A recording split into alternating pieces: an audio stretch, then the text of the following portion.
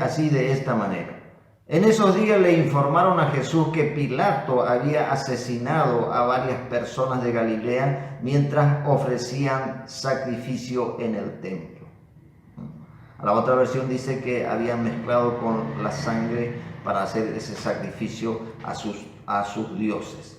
Vemos ahí entonces como este gobernante tenía ignorancia y por eso actuaba de esa manera. Uno de los mayores problemas de la humanidad es la ignorancia espiritual de los gobernantes.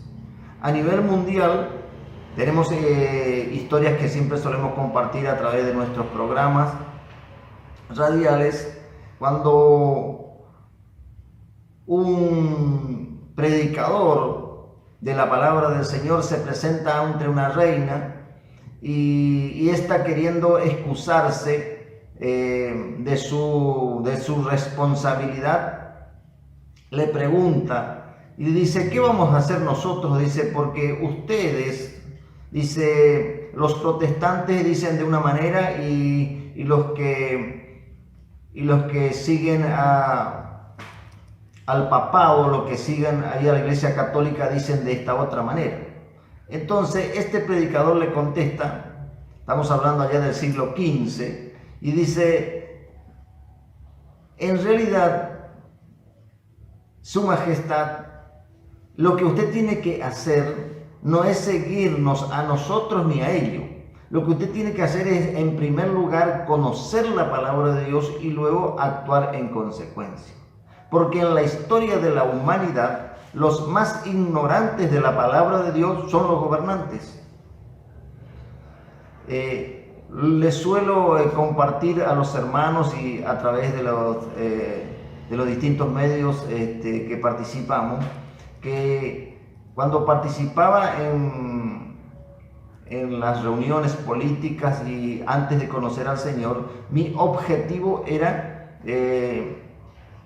poder participar y llegar a ocupar cargos públicos, a tal fin que quería ser presidente de la nación. Pero luego, cuando me encontré con la palabra del Señor allí, escuche bien usted que tiene intenciones también, que en la misericordia de Dios le puede otorgar, pero para mí el Señor tenía otra tarea. Y cuando leo allí el libro de Job, donde dice que Dios quita el entendimiento a los jefes de Estado y lo hace vagar como por un yermo sin camino, le hace equivocarse como los borrachos. Imagínense, esa es la condición de los gobernantes cuando rechazan la palabra de Dios. Por eso es que ellos presentan proyectos de ley lamentables que van en contra de la palabra de Dios. Como por ejemplo el caso de que quieren legalizar el aborto, cuando desde todo punto de vista, inclusive yéndose en contra de los mismos ordenamientos jurídicos que reconocen que desde el momento de la concepción ya es considerado un ser humano. Pero volvemos a la palabra de Dios porque queremos aprovechar bien el tiempo. Estamos en ¿cuántos minutos? 7 minutos. Bueno, ahí entonces queremos aprovechar el tiempo entonces que estamos compartiendo aquí este mensaje. Y entonces en esta versión dice que ellos le habían informado a Jesús acerca de lo que Pilato había asesinado a varias personas. Mire cómo en aquel tiempo y hoy la conducta muchas veces lamentable de los gobernantes no han cambiado.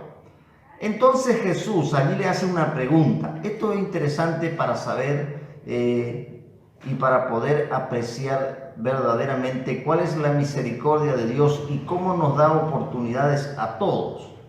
Dice: piensan que esos galileos eran pecadores, que esos galileos eran peores pecadores que todas las demás personas de Galilea. Pregunta Jesús. Por eso sufrieron. Y el Señor les responde: de ninguna manera. Y ustedes también perecerán a menos que se arrepientan de sus pecados y vuelvan a Dios. Y vamos a ver entonces otra pregunta que el Señor les hace, porque seguramente se habrán sorprendido ellos en esta respuesta que el Señor le había dado. Y piensan, ¿y qué piensan?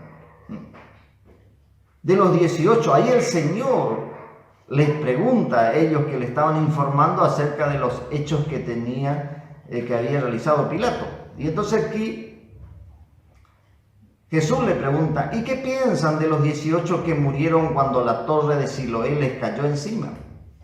¿Acaso eran ellos los peores pecadores de Jerusalén? O sea, es un hecho que aconteció en la época de Jesús, donde una torre se fue derribada y murieron 18 personas.